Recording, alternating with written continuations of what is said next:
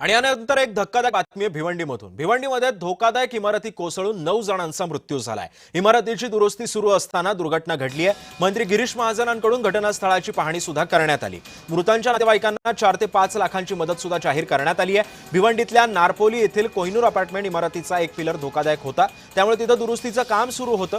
त्याचवेळी इमारत एका बाजूने झुकत असल्याचं लक्षात आल्यानंतर सर्व कुटुंबांना स्थानिकांनी बाहेर काढलं होतं। मात्र या सगळ्या पार्श्वभूमीवरती ती इमारत कोसळली आणि या इमारत कोसळून 9 जणांचा मृत्यू झाल्याचं समजलंय।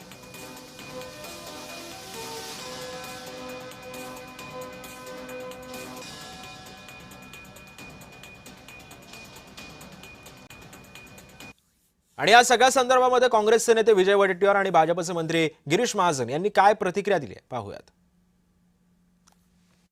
अशा बिल्डिंग पासून पडून जर मला कोसळून 9 लोकांचा जीव जातो आहे, फॅमिली उघड्यावर पडते आहे, याला जबाबदारी फिक्स करून कारवाई होणे अपेक्षित आहे। आणि महत्त्वाचं म्हणजे या सगळ्यांचं स्ट्रक्चरल ऑडिटसाठी सरकारने काही धोरणात्मक निर्णय घेतले पाहिजेत आणि ह्या गोष्टी टाळल्या पाहिजेत अशी आमची मागणी आहे। या सगळ्यांना 25-25 लाख रुपयाची मदत सुद्धा सरकारने केली पाहिजेत, कारण हे सर्व कुटुंब उघड्यावर पडलेलं आहे। त्यांना आता राहायला घर नाही अशी परिस्थिती आहे। त्यांनी कुठे जाऊन राहावं, कसं कुटुंब सांभाळावं, या संकटात ही सगळी मंडळी आहे। त्याला कुठेही हे न करता सरकारने मदत करावी अशी मागणी सुद्धा आमची आहे। जे मृत्यू पावलेले आहेत त्यांच्या नातेवाईकांना मुख्यमंत्री महोदयांशी मी बोललेलो आहे, सकाळीच बोललेलो आहे। त्यांनी या ठिकाणी जी नियमानुसार मदत आहे एनडीआरएफच्या निकषानुसार 4 लाख रुपये 5 लाख रुपये या ठिकाणी जाहीर केलेली आहे। माननीय मुख्यमंत्री महोदयांनी ती जाहीर केलेली आहे। त्यांना सगळ्यांना प्रत्येकी मृताच्या मागे जी रक्कम या ठिकाणी त्यांनी मदत ही त्यांना त्या ठिकाणी दिली जाईल। आणि या सगळ्या संदर्भामध्ये आढावा घेतलाय आमच्या प्रतिनिधींनी, पाहूयात।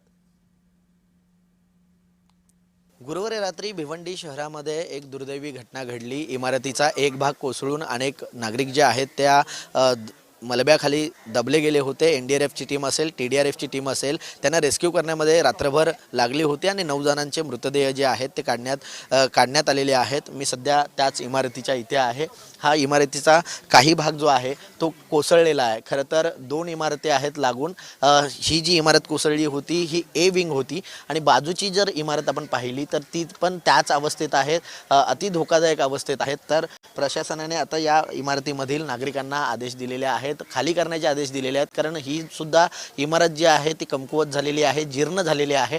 अति मुसळधार पाऊस जर पडला तर ही सुद्धा कोसळण्याची शक्यता आहे। त्यामुळे जिल्हा प्रशासनाने या इमारतीतील देखील नागरिकांना खाली करण्याचे आदेश दिलेले आहेत, जेणेकरून भविष्यात कोणतीही अशा प्रकारची पुन्हा दुर्घटना घडू नये। कारण ही जी इमारत आहे ही एकच इमारत आहे, फक्त जी इमारत कोसळली ही ए विंग होती आणि बाजूची जी इमारत आहे ही बी विंग आहे। त्यामुळे जीवितहानी या इमारत कोसळून 9 जणांमध्ये झालेली आहे। 9 जणांचे मृतदेह बाहेर काढण्यात एनडीआरएफ आणि टीडीआरएफचे जवानांना यश आलेलं आहे। मात्र आणखी काही जण असण्याची शक्यता आहे, त्यामुळे सर्च ऑपरेशन जे आहे ते थांबवलेलं नाही आहे, ते सुरूच आहे। मात्र ही बाजूची बिल्डिंग जर आपण पाहिली तर ही देखील जीर्ण अवस्थेत आहे, त्यामुळे ही देखील नागरिकांना यातून देखील बाहेर काढणं गरजेचं आहे। त्यामुळे जिल्हा प्रशासनाने आता या देखील इमारतीतील सर्वच नागरिकांना बाहेर काढण्यासाठी सूचना करण्यात आलेल्या आहेत। त्याचप्रमाणे भिवंडी शहरामध्ये ज्या इमारतींना अति धोकादायक म्हणून घोषित करण्यात आलेला आहे अशा देखील इमारतीतील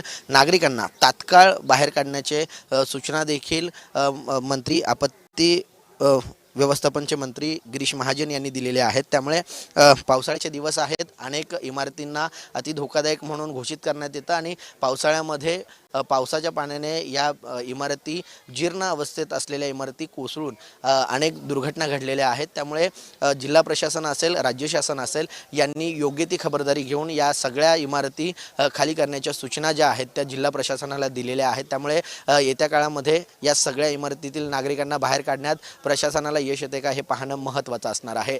व्हिडिओ जर्नलिस्ट मनोज सोलंकीसह कुणाल बोईटे, जय महाराष्ट्र न्यूज, भिवंडी, ठाणे।